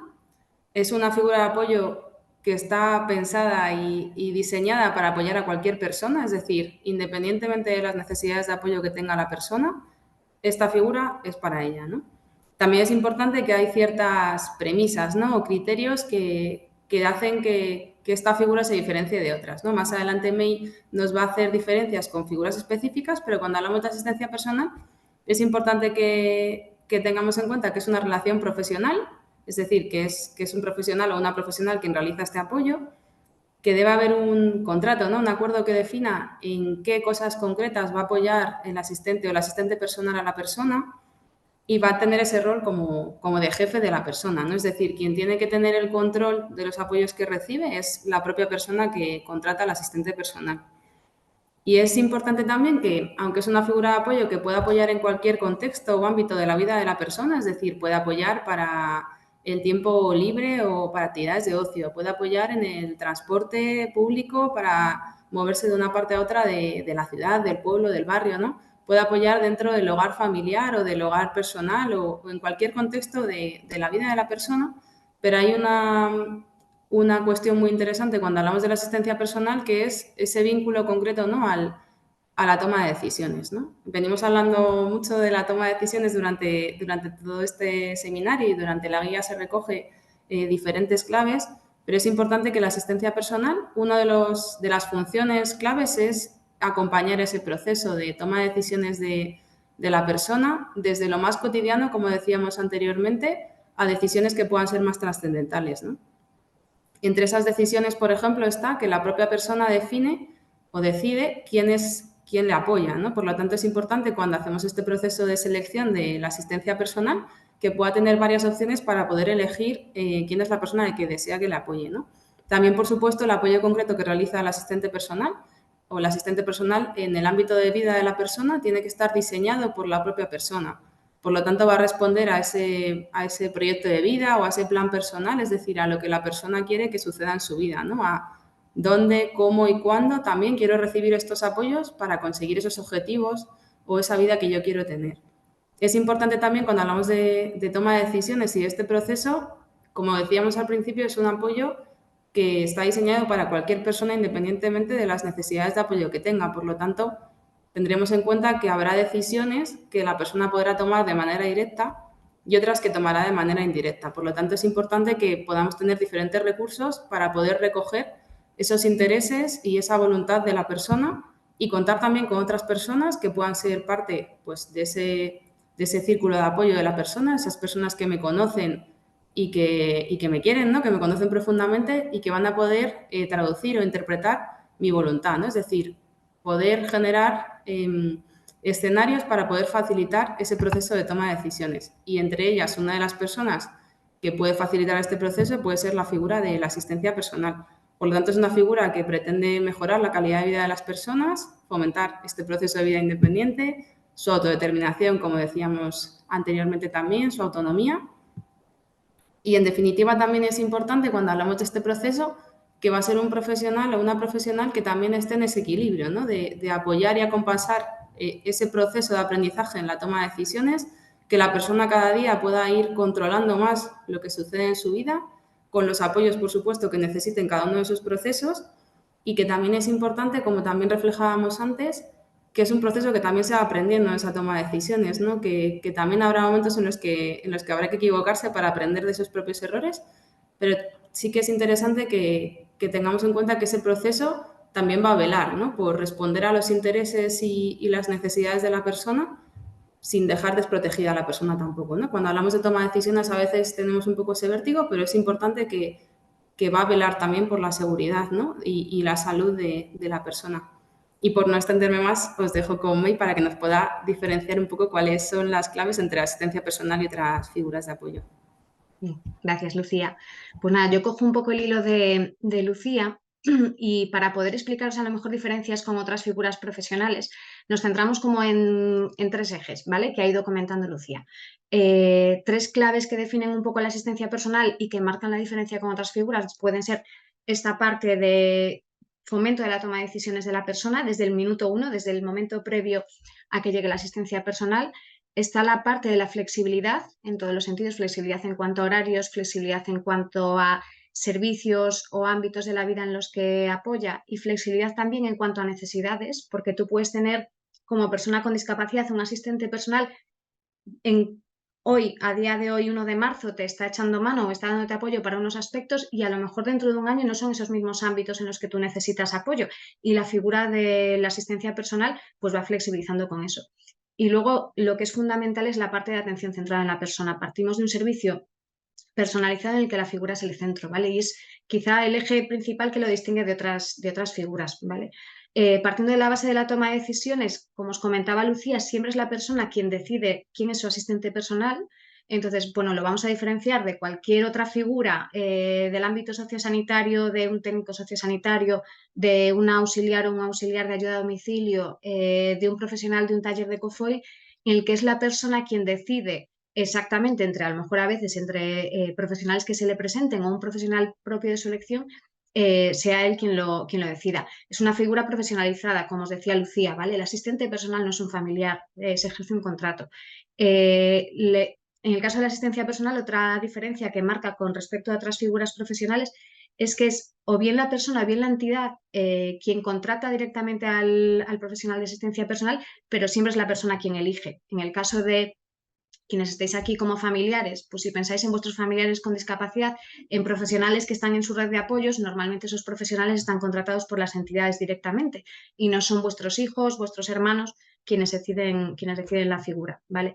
Partiendo de la base de la planificación centrada en la persona y la flexibilidad, la figura del asistente personal, en diferencia a otros apoyos que están circunscritos a servicios concretos o ámbitos concretos de la vida, puede prestar apoyo en cualquier área de la vida que la persona solicite, ¿vale? Entonces, ¿es un profesional de ayuda a domicilio? No, el profesional de ayuda a domicilio está circunscrito a unas funciones y a unas tareas que normalmente no vienen definidas por la persona con discapacidad que solicita el servicio, sino que vienen mediados o bien por servicios sociales o bien por la empresa prestadora de servicios. ¿Es un técnico de apoyos o una técnica de apoyos dentro de un COFOI, por ejemplo? No, porque esa técnica de apoyos está circunscrita al apoyo que a la persona se le pueda prestar dentro del ámbito de la inserción sociolaboral, dentro del área formativa, circunscrita al servicio, ¿vale? de esa entidad. Y además está contratada directamente por la entidad. Añadimos a esto que cualquier profesional circunscrito a una entidad en este tipo de servicios no se adapta al horario de la persona, sino que la persona con discapacidad es la que se adapta a los horarios del propio servicio. En el caso de la asistencia personal, es el asistente personal quien se adapta, ¿vale?, a los horarios que la persona necesite. ¿Es un profesional vinculado a darle apoyo en empleo personalizado? No. Es decir, el asistente personal promueve la toma de decisiones y la participación de la persona con discapacidad en ese ámbito, por ejemplo, pero no se circunscribe solo a ese momento del día en que la persona a lo mejor está accediendo al ámbito laboral. ¿Y ejerce la persona que hace de asistente personal una función de tutor legal? Pues no, como os decía Lucía, o sea, al final el asistente personal no toma decisiones por la persona, no trabaja por su cuenta, ¿vale? Obviamente trabaja desde una perspectiva de mantener la seguridad de la persona, pero promueve que la persona tome decisiones aunque la persona se equivoque. Como había comentado antes Irene, creo que era, el listón que tenemos a veces con las personas con discapacidad es más alto que el que tenemos con nosotros mismos y la posibilidad de equivocarse es base del aprendizaje y entonces la asistencia personal no se convierte nunca en ningún momento en un tutor legal de la persona, ¿vale? Esto era un poco por marcaros diferencias para que entendáis un poco pues, cuál es la diferencia. Las entidades que estamos aquí hoy estamos trabajando mucho por encaminarnos hacia apoyos dirigidos a la asistencia personal, ¿vale? Entonces, en ese sentido, si queréis ahora hacernos preguntas, os dejamos paso a José para que nos ponga el marco de cuestiones y nos hagáis preguntas.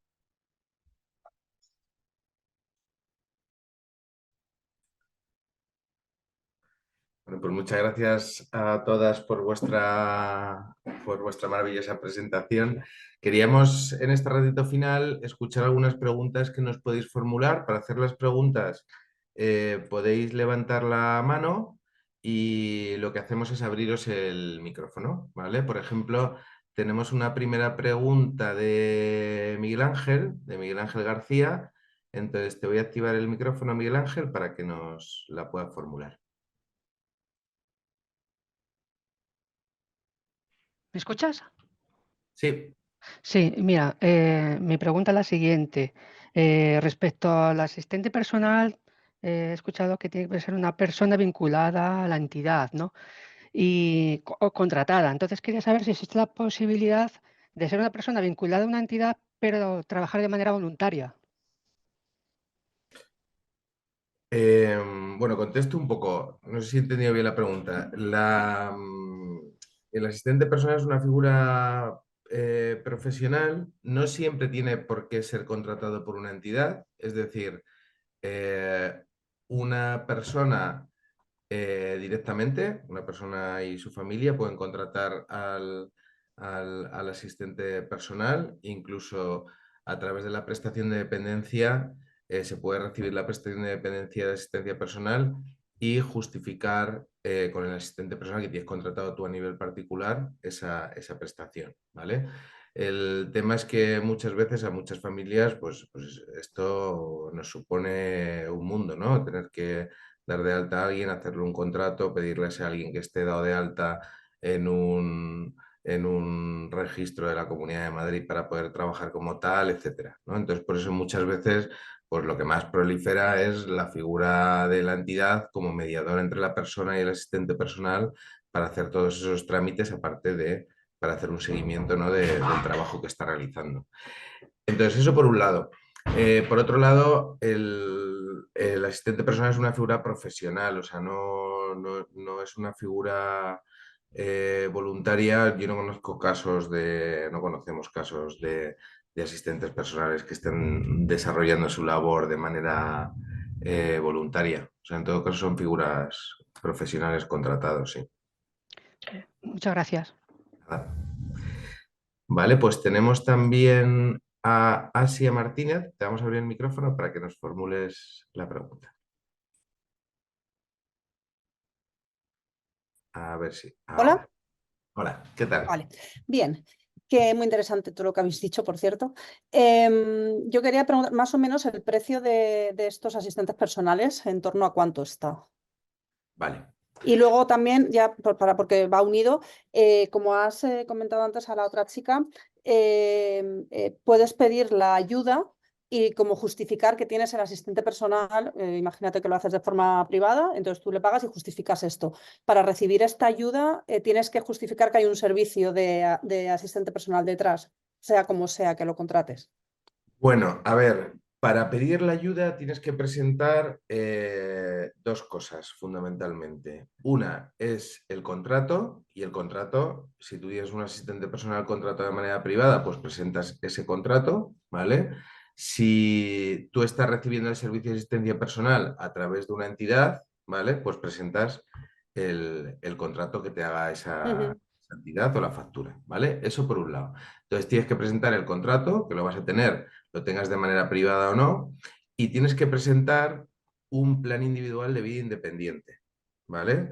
Que es como un plan que se ha elaborado a la persona con discapacidad y que recoge un poco en qué ámbitos necesita apoyos para la vida independiente y qué tipo de apoyo se le va a dar y cuántas horas de apoyo se le va a dar, ¿vale? Es verdad que esta legislación es en la Comunidad de Madrid es como muy reciente, es de mayo de este año, entonces entendemos que si tú tienes un asistente personal contratado para tal efecto, este asistente personal podría elaborar ese plan de apoyos para la vida independiente, no tendría por qué ser la entidad la que lo elaborara. Con lo cual, esas dos cosas son las que tienes que presentar. En cuanto al importe del asistente personal, varía, ¿vale? Los asistentes personales son profesionales que digamos, la formación, la categoría profesional que tienen, habitualmente suele ser o bien la categoría profesional de técnico en integración social o bien la categoría profesional de asistente personal, que está como una categoría profesional como de cuidador, ¿vale? ¿Por qué te digo esto? Porque según convenio hay un importe hora, entonces tú si le contrataras de manera privada, pues podrías determinar la cuantía más o menos ajustada al convenio por tener una referencia de por cuánto le tendrías que pagar y más o menos en cuanto a las entidades que tienen servicios de asistencia personal, esa cuantía varía y puede oscilar más o menos, como te digo aproximadamente, más o menos en torno a los 20 euros hora, 25 en algunos casos, un poco menos de 20 en otros. ¿Por qué esta cantidad varía? Porque al final lo que se le facilita a la persona no es solo el asistente personal que da apoyos y presta horas a la persona con discapacidad, sino que los servicios de asistencia personal suelen tener otros profesionales asociados, como es un psicólogo o un trabajador social,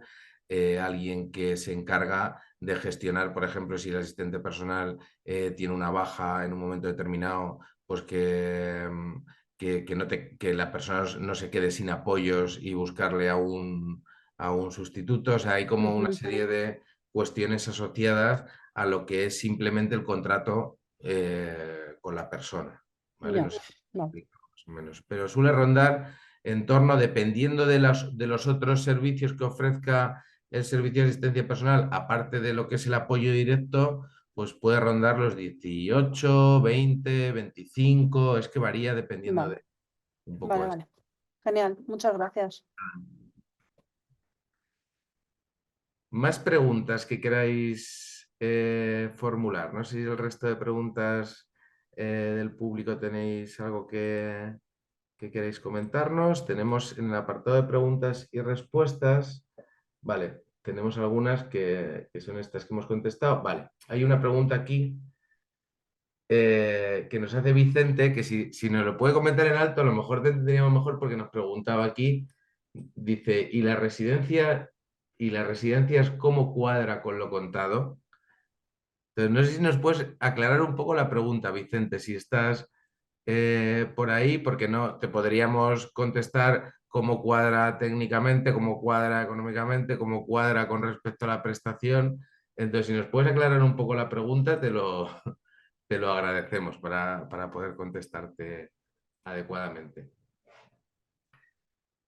Vale, pues mientras encontramos a Vicente por ahí, si nos puede formular, os leo algunas que nos habéis hecho a través del apartado de preguntas y respuestas.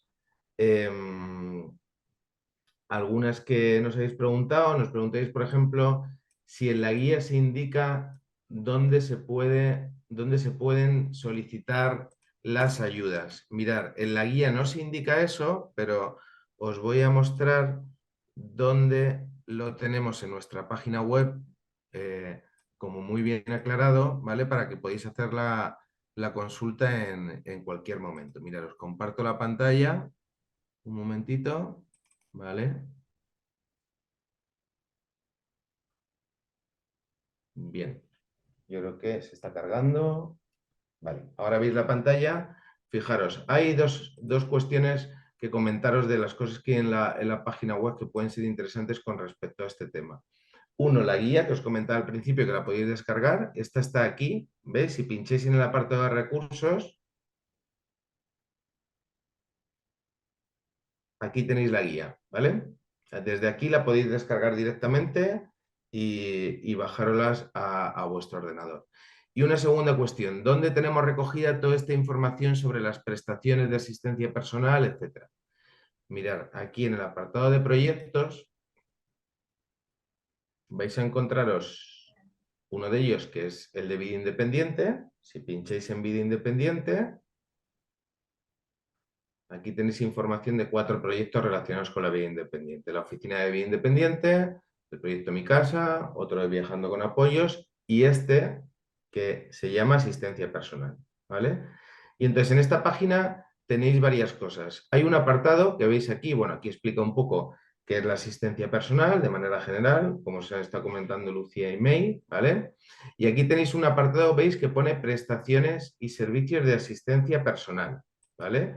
Si pincháis aquí, aquí está un poco explicada de manera más detallada la información que os ha estado comentando Rebeca, ¿vale? Cómo se puede solicitar la asistencia personal. Y aquí os explica qué es la prestación, quién la puede pedir, cómo se solicita, que es un poco lo que nos estáis preguntando, quién da los apoyos, qué importe se recibe, que es lo que nos ha estado comentando Rebeca, las compatibilidades, ¿vale? También os hablamos de la otra prestación que os hemos comentado, que es la prestación vinculada al servicio, y los importes, y abajo del todo tenéis el listado de servicios que os hemos puesto en la presentación, en la que hablábamos de todos los servicios que tenemos dentro del grupo de vida independiente, ¿vale? Y qué prestaciones gestionan de las dos que os hemos comentado, y también en algunos casos, en muchos casos, atienden casos que vienen de manera privada, ¿vale? Entonces, en este apartado tenéis toda esta información bien detallada, y en esta página web de asistencia personal vais a poder encontrar otras cosas interesantes como es una explicación de qué es y qué no es la asistencia personal, algunos vídeos informativos que podéis encontrar también por aquí que os explican bien qué es la asistencia personal, qué dice la Convención de la ONU con respecto a la asistencia personal. O sea que aquí tenéis como mucha información incluida de manera más detallada, la que os comentábamos de las prestaciones. Bien, tenemos una pregunta. No sé si las manos que están levantadas de Aisa y Miguel Ángel son las de antes. Y María Cristina, tenemos aquí una pregunta tuya. Te vamos a abrir el micrófono para que la puedas formular. Hola, buenos días. Vale, en principio agradecer esta excelente formación que, bueno, nos estamos involucrando en todo este tema, ¿no? Para los que tenemos hijos con discapacidad ya en edad adulta, yo tengo una duda, es que he visto la presentación completa y aunque siempre hemos querido hacer las cosas de la mejor manera, pues en temas de sobreprotección, pues ha sido un espejo darnos cuenta en qué cosas particularmente hemos pecado, he podido pecar. Entonces, las dos preguntas que tengo son las siguientes, ¿no? El proyecto tiene concebido hacer jornadas de talleres para padres, más allá de presentar la guía, talleres vivenciales donde uno poder concientizar el día a día la cantidad de decisiones que deben tomar y que a veces pues no les dejamos tomar, eso por un lado.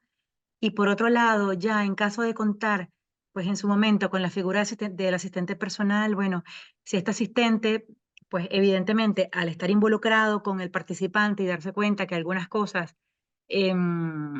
las familias están arropando las decisiones que pudiera tomar, pues de alguna manera también puede mediar y ayudarnos a que entre todos en equipo podamos colaborar en ese desarrollo de independencia. Vale, muy buenas preguntas. Sí. Si queréis contestar alguna que estoy hablando yo todo el rato, contestáis, ¿eh? ¿Vale? Os subís el micro y directamente. Mira, con respecto a la primera de si hacemos formaciones o grupos de trabajo con familias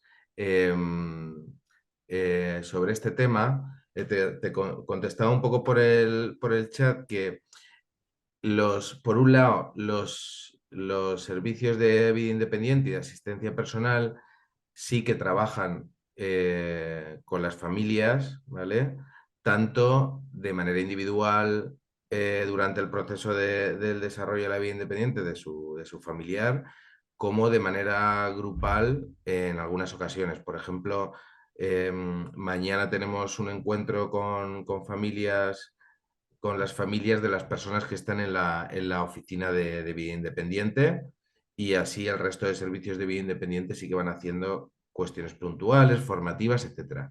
Luego, aparte, desde Plena Inclusión Madrid, sí que hacemos formaciones y encuentros y jornadas con familias sobre diferentes temáticas, que eso ya si quieres nos puedes llamar en cualquier momento y te informamos un poco de cómo de cómo estar al día de estas. Hemos hecho, por ejemplo, el año pasado y el anterior, hicimos una formación para familias sobre asistencia personal, o sea, sí que vamos haciendo cosillas.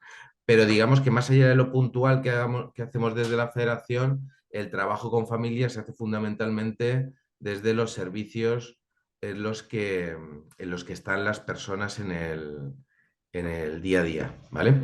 Eso por un lado. Y luego, por otro lado, preguntabas un poco el tema de cómo involucrar a las familias en el proceso del desarrollo de la asistencia personal de su familiar, ¿no? Entonces, en los servicios de asistencia personal, que esto no nos ha dado tiempo a contaros todo porque es una jornada así muy pequeñita, pero digamos que hay como dos roles profesionales, ¿vale? Uno, el del asistente personal, que es la persona que apoya directamente a tu familiar, que le acompaña y que hace un poco las cosas que tu familiar le pide y necesita, ¿no? Por un lado está esa figura, que es una figura de apoyo con la que las familias también tenéis a veces contacto en el día a día, ¿no? Para cuestiones concretas, si bien es cierto que es como una figura profesional que trabaja para tu hijo, ¿vale? Que eso es una cosa muy importante, ¿no? Que tu hijo es como el jefe de esa persona. Evidentemente, a veces necesitamos un poco la figura del traductor vital de la familia, en algunos casos, ¿vale? La familia, de un hermano, de otro profesional, etcétera. Pero digamos que está esa figura del asistente personal. Y luego hay otra figura que es muy importante, que es la del facilitador. A veces lo llamamos facilitador, a veces lo llamamos coordinador de apoyos, a veces lo llamamos responsable del servicio de asistencia personal, ¿vale? Que es, digamos, una figura que no es la persona que apoya a tu hijo, ¿vale? Por ejemplo, en el caso de la Oficina de Vida Independiente, pues están Rebeca aquí, que es la trabajadora social, y Lucía, que son las facilitadoras de casos, ¿vale? Que son las personas un poco que acompañan el proceso de vida independiente de la persona con discapacidad sin ser la persona que da apoyos, ¿vale? Es Vale. decir, cuando en un momento determinado, lo que te comentaba antes, ¿no? Pues resulta que el asistente personal está de baja, ¿no? Pues Rebeca o Lucía en este caso, o el resto de las compañeras que están aquí en los servicios de asistencia personal de las entidades, pues son las que se encargan un poco de ver cómo se puede buscar un sustituto para si la persona necesita un apoyo concreto, o si aparte de un asistente personal, puede ser que la persona con discapacidad nos demande participar en un servicio de ocio o en una actividad comunitaria, ¿no? Y no necesita apoyo de su asistente personal para ello. Pues el facilitador un poco es el que se encarga de daros información a vosotros de recursos que hay en el entorno en los que podéis participar, más allá de que tengáis un asistente personal para el día a día. O sea que hay como una figura intermedia ahí de apoyos que es un poco la que hace el acompañamiento, la que va teniendo reuniones de seguimiento con la persona o con la familia, la que también a veces surgen cuestiones en esta línea de empoderamiento de las personas. Hay muchas veces que una persona tiene un asistente personal y en un momento determinado decide que quiere prescindir de él porque no se siente cómodo con esa persona, por lo que sea, ¿no? Porque al final eliges a alguien, pero puede ser que con el paso del tiempo pues la relación se deteriore o quieras otra figura de apoyo diferente, ¿no? Porque, oye, pues mira, pues casi que preferiría que me apoyara una persona de mi edad, ¿no? Y pues al principio me venía guay Juan, pero me gustaría alguien más de mi edad, ¿no? Pues para eso está la facilitadora, para hacer un poco esa labor de hablar con el asistente personal, buscar a otra persona, que sea la persona de referencia de la persona con discapacidad para evitar, ¿no? Pues el conflicto, lo que le puede suponer a la persona, pues decirle eso a su asistente personal, ¿no? Que a veces es complicado. Entonces, bueno, existe esa otra figura para todas estas cosas. Vale, muchísimas gracias. Nada. Bueno, pues no sé si hay alguna pregunta más o... Pilar, tenemos una pregunta de Pilar Montesinos. Pilar, te abrimos el micrófono.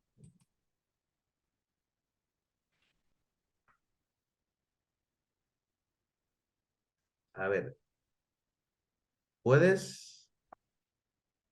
Te vuelvo a abrir el micrófono. Mira a ver si le puedes dar tú el microfonito para abrirte el micrófono, Pilar. Ahora habla.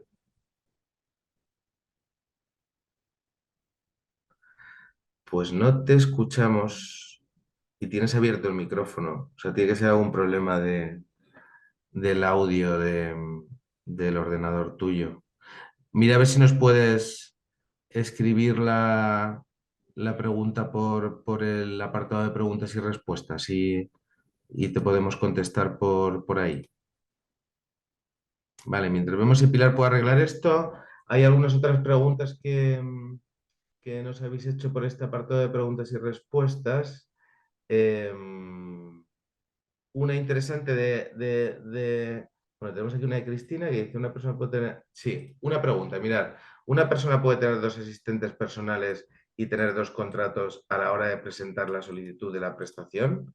Pues mira, como tengo muchas compañeras aquí, os puedo contestar a eso porque tenemos casos con 2 asistentes personales. Venga, animaros a alguna. ¿Qué tal? Pues sí que es verdad que yo creo que a la hora de presentar la solicitud de la prestación, es verdad que José expresaba antes, ¿no? que va vinculado, ¿no? como a ese proyecto de vida independiente, ¿no? Pero es verdad que en ese contrato específico que la persona presenta, ¿no? en el que se expresa pues, cuál es un poco el objetivo del apoyo y las horas de apoyo y demás, sí que se vincula que sea con una profesional o un profesional de apoyo de asistencia personal. Pero es verdad que hablo desde la parte de las entidades. La parte a nivel más particular, de ese contrato particular, sí que ahí desconozco si se pueden presentar dos contratos a nivel particular. Yo entiendo que sí que podría ser, pero es verdad que no sé responder. Pero a nivel de entidad, digamos que con el contrato que se presenta para poder recibir el servicio de asistencia personal, ahí luego cómo se articula ese servicio, si es con un profesional o a lo mejor se inicia, ¿no? con un profesional o una profesional de apoyo y una vez ya tiene concedida la prestación, a lo mejor se incorporan otros asistentes personales, eso tampoco genera ningún problema. Es más el poder evidenciar que se solicita la prestación a través de un contrato de asistencia personal y esa asistencia personal puede que luego esté facilitada por un profesional o una profesional o por varios. En nuestro caso es verdad que ha habido situaciones de diferentes tipos, ¿no? Y tanto a nivel de la prestación como a nivel privado, en el caso que no ha podido ser compatible la prestación de la asistencia personal y la persona ha podido recibir esos apoyos de asistencia personal de manera privada y a veces ha sido una persona ha recibido apoyo de una única profesional y en otras ocasiones ha tenido varios asistentes personales. O sea que al principio yo creo que no debería haber incompatibilidad, pero insisto, a nivel particular a la hora de solicitar, no sé si se puede solicitar con 2 contratos a la vez o realmente con uno ya tendría la prestación y luego sería la manera un poco de justificar como esas horas de apoyo, esas facturas o lo que sea preciso. No sé si he sabido ahí responderte. Muy bien, y otra pregunta que tenemos por aquí por el apartado de preguntas y respuestas, que es interesante, que nos pregunta Asia si el asistente personal no es lo mismo que las personas que van a los pisos tutelados. ¿Queréis contestar alguna? Venga, me lanzo. No sé si se refiere Asia a los profesionales que están en las viviendas o no. Yo creo un poco desde la experiencia que tenemos las entidades del sector, las personas o los profesionales que trabajan en las viviendas comunitarias, por ejemplo, en las que son servicios de la Comunidad de Madrid, un poco por pliegos, suele haber figura de un educador y luego varios cuidadores, entonces se tiene que ceñir a esas titulaciones. Te exigen, de hecho, para dar apoyo en las viviendas a los cuidadores que tengan el certificado de atención sociosanitaria o que hayan podido convalidar por experiencia. Y luego hay un montón de recursos privados en las entidades que estamos en Plena Inclusión Madrid, que trabajamos o bien con viviendas comunitarias o con pisos supervisados o con viviendas de entrenamiento. En este sentido, yo creo que cada entidad decide un poco el perfil de profesionales que pueden prestar atención en las viviendas, que puede ser desde las categorías de TIS a cuidadores hasta las intervenciones de psicólogos. Y en muchos casos lo que sucede es que estos profesionales no solo están vinculados a ese servicio concreto, sino que pueden ser profesionales de la entidad en general y participar en otros servicios. Yo estoy segura de que aquí hay entidades en las que tenemos, como es nuestro caso, profesionales que forman parte de los pisos, pero que luego tienen unas horas contratadas para participar como educadores, en este caso, en los servicios de entrenamiento de vida independiente, pero luego pueden prestar servicios como asistentes personales, ¿vale? Con esto quiero decir que pueden ser o no ser las mismas figuras, pero que el hecho de que pienses en una figura que trabaje en una vivienda como asistente personal no es tanto, porque en ese caso su trabajo dentro de lo que es la vivienda se ciñe a lo que es el acompañamiento de la persona, a lo mejor para actividades de la vida diaria, depende un poco también de cuál sea el fin de la vivienda a la que te refieras, pero no tiene por qué ser la misma figura en ese sentido. Además, como os comentaba José, un poco por las peculiaridades que tiene la asistencia personal, de la flexibilidad que tiene que tener para acompañar a personas con diferentes necesidades de apoyo en cualquier ámbito de su vida, no he todavía clarificado cuál es la formación o la habilitación que tienes que tener. Entonces, si te ciñes a lo que nos exige para las viviendas, pues tiene que tener la acreditación sociosanitaria, pero eso de facto no es suficiente para que puedas dar un buen acompañamiento a una persona con discapacidad intelectual o del desarrollo. No sé si con eso contesta.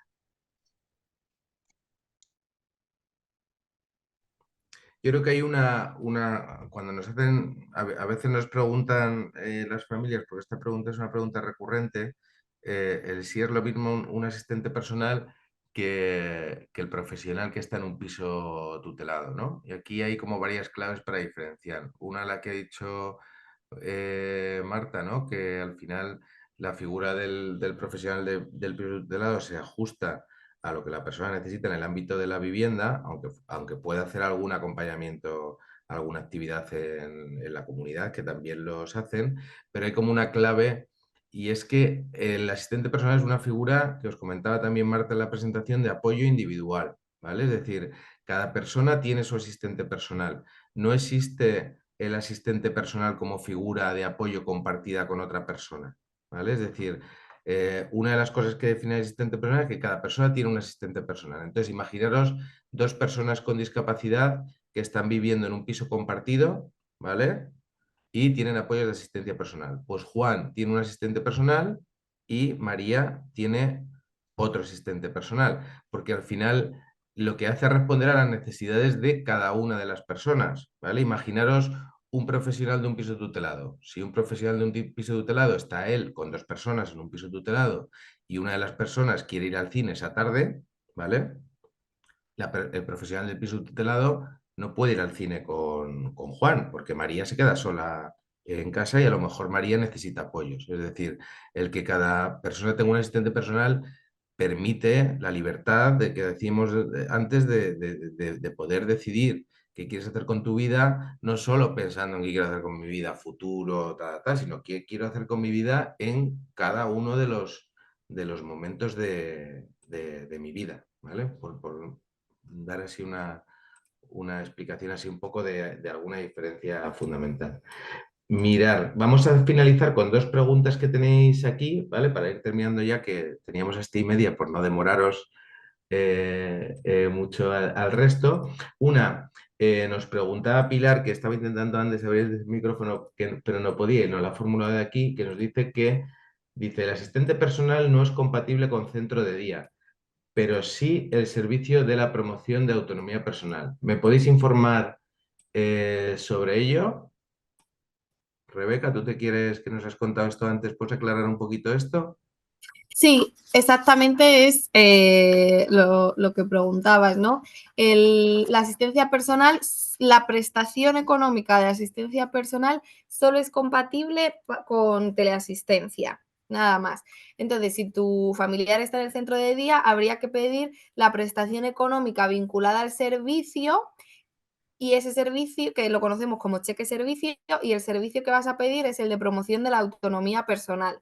Entonces ahí, cuando acudas a cualquiera de las entidades que hemos visto antes y que están en la página web de Plena Inclusión, puedes decirle, oye, mira, yo tengo esta prestación, pero sí que me gustaría seguir la metodología de asistencia personal, ¿no? Y entonces, pues depende de la entidad a la que vayas, te dirán una cosa u otra, pero es cierto que ya se sabe lo que es la asistencia personal y, como nos han contado antes May y Lucía, pues sigue una metodología diferente, que es la persona la que decide los horarios, la que decide quién va a ser, para qué, ¿no? Entonces, aunque no sea a través de la asistencia de la prestación de asistencia personal, pero sea a través del cheque servicio con promoción de la autonomía personal, tú puedes solicitar que se siga esa metodología de asistencia personal, ¿no? Y bueno, que como no es compatible con el centro de día a la otra, que puedas solicitarlo. Y depende de la entidad y de la capacidad que tenga de poder dar respuesta a eso, pues te comentarán. Pero sí, el centro de día es compatible con la prestación económica vinculada al servicio para el servicio de promoción de la autonomía personal. Esto... Yo me quería decir algo que está ahí, que es de una entidad además. Sí, perdón. Nada, solo que como estamos tan metidos en esto y todos los de esta parte sabemos de lo que estamos hablando, decirle a Pilar, creo que era que esta petición no hay que hacerla a las entidades, sino en servicios sociales a través de un cambio de PIA de dependencia. Las entidades entramos cuando la persona ya tiene en su PIA la asistencia personal o el cheque servicio. Nada más que era eso. Eso es una prestación de dependencia. Que os decía que esto es un poco absurdo, ¿eh? O sea, el tema este de que la prestación de asistencia personal no sea compatible con atención diurna y la otra sí, es una cuestión un poco absurda, que en otras comunidades autónomas esta incompatibilidad ya se ha eliminado y que creemos que a corto o medio plazo, nosotros desde el movimiento asociativo estamos insistiendo mucho en esto, esta eliminación, esta incompatibilidad se va a eliminar, ¿vale? Esto es que tenemos una ley de prestaciones que ahora se está revisando, por cierto, y que va a salir una nueva, que es de 2015. En ese momento la asistencia personal, más allá de para un colectivo pequeño de personas con discapacidad física, era una prestación muy desconocida, y la ley ahora mismo en la Comunidad de Madrid no está ajustada a la realidad. Pero sabemos que hay un interés por eliminar esta incompatibilidad, con lo cual puede ser que a corto o medio plazo esto cambie, ¿vale? Bueno, pues yo creo que Por ahí se quedaba José, que no sé si lo han dicho, lo de la pregunta un poco de residencia, que aunque no la entendamos muy bien, o a lo mejor no sabemos si lo entendemos, al no ser compatible ninguna de las dos prestaciones con residencia, la opción que hay en residencia es pues, poder tener asistencia personal de manera privada y bueno, pues con cualquier entidad, y nosotras también trabajamos coordinadamente con las entidades, ¿no? Entonces hablaríamos, si se quiere, con la residencia en el que esté el familiar para ver de qué manera podemos trabajar mejor, ¿no? Pero al ser incompatible con las prestaciones, pues la forma que queda para poder tener asistencia personal estando en un recurso de residencia es de manera privada. Eso es. Esto es otra de las cosas raras de la normativa y el desajuste con la realidad, ¿vale? Que también se está trabajando en ello. Pero ahora mismo es verdad que la situación es esa. Mira, vamos a contestar una última pregunta que ha hecho Cristina Martín por el chat y ya terminamos con esta, si os parece. Mira, nos pregunta si la prestación vinculada al servicio para promoción de la autonomía personal podría servir para financiar una plaza privada en una vivienda tutelada. ¿Vale? La respuesta es que sí. La prestación vinculada al servicio de promoción de la autonomía personal es una especie, muchas veces lo llamamos de cajón desastre, que sirve para muchas cosas, ¿vale? Entonces, igual que la prestación de asistencia personal es una prestación que tú solicitas y solo te vale para recibir asistencia personal, la prestación vinculada al servicio de promoción de la autonomía personal sirve para que recibas atención en cualquier servicio que esté dado de alta como servicio de promoción de la autonomía personal, ¿vale? Y dentro de ese saco de servicios que están dados de alta como servicios de promoción de la autonomía personal están, por un lado, los servicios de vida independiente, que son estos de los que hemos estado hablando hoy, que dan apoyos a las personas para que tengan una vida más independiente, pero también hay servicios de rehabilitación, servicios de fisioterapia, viviendas tuteladas, ¿vale? Privadas. O sea que la respuesta es sí. De hecho, con esa prestación, lo que pasa es que la cuantía económica no es muy allá, pero tú esa prestación la puedes como partir, digamos, de alguna manera. Es decir, tú podrías, por ejemplo, si la persona con discapacidad tiene necesidades, por ejemplo, de fisioterapia y de vida independiente, ¿vale?